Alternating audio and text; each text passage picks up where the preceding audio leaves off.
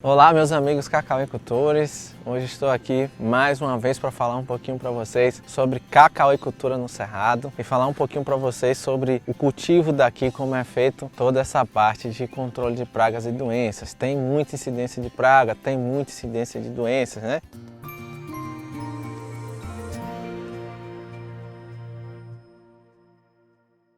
Falar um pouquinho para vocês desse ambiente, novamente destacando que aqui é um ambiente de clima quente e seco, tá? Vai ter um pouco de umidade no período chuvoso, é óbvio, mas aqui a gente tem em torno de 5 a 6 meses de chuva, né? E vai ter de 6 a 7 meses aí de estiagem. Então, o que propicia uma asepsia natural da parte de fungos. Então, a gente tem menos pressão de doença aqui e uma maior pressão de pragas. E por que uma maior pressão de praga, Thales? Justamente por ter aqui mais insolação, né? Mais luminosidade nesse ambiente, as plantas passam por um estágio vegetativo maior, tem muito mais lançamentos de folhas e com isso a gente tem que tomar mais cuidado, principalmente para as áreas que vão ser cultivadas a pleno sol, porque em vez das plantas trocarem folha e fazerem lançamento 2 ou 3 vezes por ano, vai fazer em torno de 4 a 6 lançamentos essa planta adulta, porque está exposta ao sol, e quando está exposta ao sol essa planta está metabolizando mais, está mais em crescimento, faz mais fotossíntese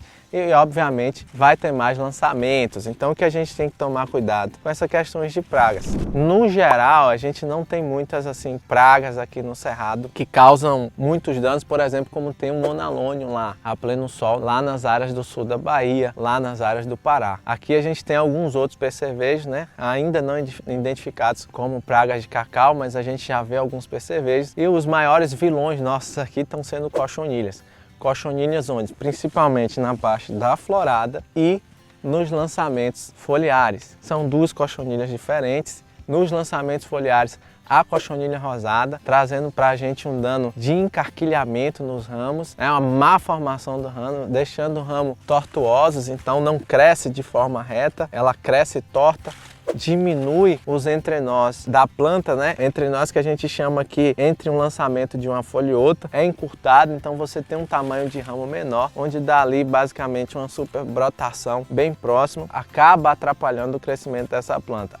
Porque quando ele dá esse sintoma do ataque ali e faz esse encarquilhamento, a planta tem ali trava um pouquinho o lançamento e volta a lançar um tempo depois, então diminui esse ritmo de lançamento. E na florada, a cochonilha branca, aqui a gente tem que tomar muito cuidado. Se tem uma praga que temos que tomar cuidado nos ambientes de semiárido e cerrado, é cochonilha na florada, porque se propaga muito rápido por conta do ambiente que é quente e seco, e a gente tem um ataque intenso, onde a gente tem que estar controlando esse foco para não ter aborto dessa florada. Vai ter um aborto de florada, porque ela está sugando diretamente ali a seiva da flor, e os biros, a depender do estágio que ela está de desenvolvimento, né, o tamanho do biro ali, ela também pode causar um aborto significante. Então tomar cuidado em relação a essas pragas. A gente vai ter outras pragas também, como pulgão, lagarta, mas o que a gente tem mais aqui intensificado são as cochonilhas e também a parte da vaquinha. Em relação a doenças, a gente não tem ainda a presença aqui, ou não foi constatado presença de vassoura de bruxa, Muito pouco essa questão de fitóftora, praticamente não tem, mas temos que abrir o olho nesse ambiente do cerrado para a lase diploide. A lase diploide, que antes se falavam em uma questão de doença de efeito secundário, mas a gente está notando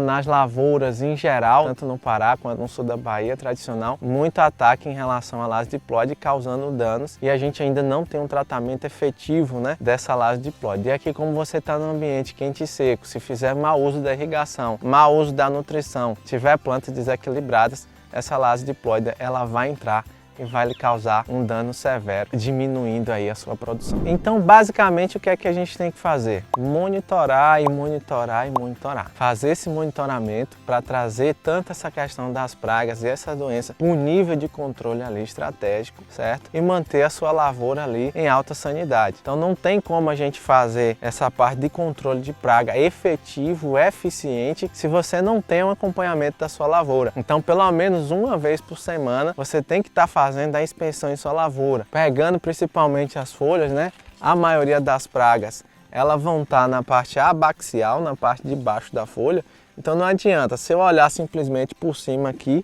quase que eu não vou ver nada, então virar essa folha aqui e aí eu vou ver principalmente aqui parte de pulgão, tríplice, até mesmo a cochonilha aqui nessa parte abaxial. Na parte da cochonilha rosada, ela vai estar um pouco mais aqui nesse ápice do lançamento, né, onde ela vai fazer o encarquilhamento, então a gente tem que monitorar aqui dentro. E a cochonilha na florada, a gente tem que olhar basicamente na flor. E a parte do sintoma da lase diploide, monitorar a questão de plantas doentes e erradicar essas plantas doentes logo no começo. Como fazer para identificar a lase diploide? Assista um novo vídeo aí no nosso canal que vai estar mostrando para vocês como identificar a lase diploide e o que fazer em relação ao tratamento.